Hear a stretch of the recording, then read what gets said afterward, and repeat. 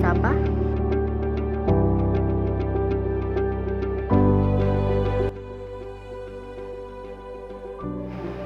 Ako si Agua, isang igorot na nagmula sa Benguet. At ito ang kwento ng buhay ko.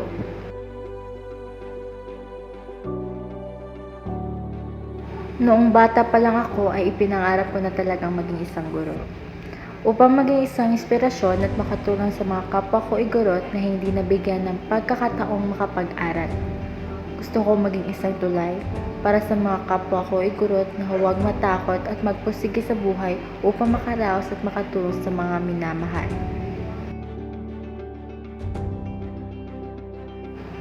Ang buhay ko'y hindi naging madali sapagkat ako'y nabubuhay sa mundong ako'y naiiba.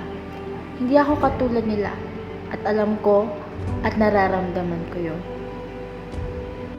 Ako'y minsan hindi nakakasabay, lalong-lalo na ibang lengguwahe aking kinagisnan. Iba sa lengguwahe nila, kaya bagkos inaral ko pa ng maigi ang lingua franca ng aking mga nakakasama. Ako'y nagsikap mag-aral upang makipagsabayan sa kanila. Sapagkat ako'y isang igorot na walang inaatosang laban.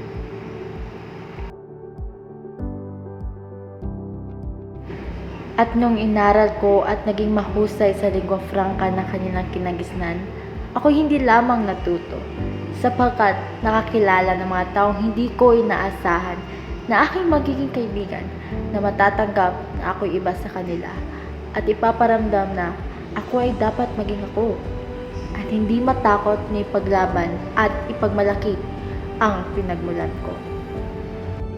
At ako'y nagpapasalamat sa kanila na nagpabago sa aking pananaw sa buhay, na akala ko hindi ako matatanggap sa pagiging ako.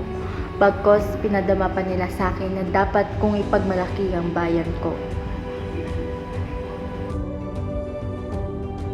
Dedikasyon, pawis at pagpupursige ang aking inalay upang mabigyan ko ang aking sarili ng mabuting kinabukasan, pati na rin ang aking mga kababayan, at upang magbigay karangalan na rin sa aking pinagmulan.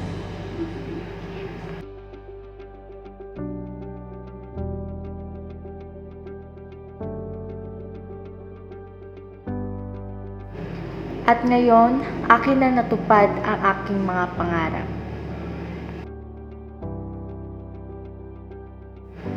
Ako naman ang magbibigay daan para sa mga kababayan kagaya ko din na mabigyan ng oportunidad na abutin ang kanilang pangarap.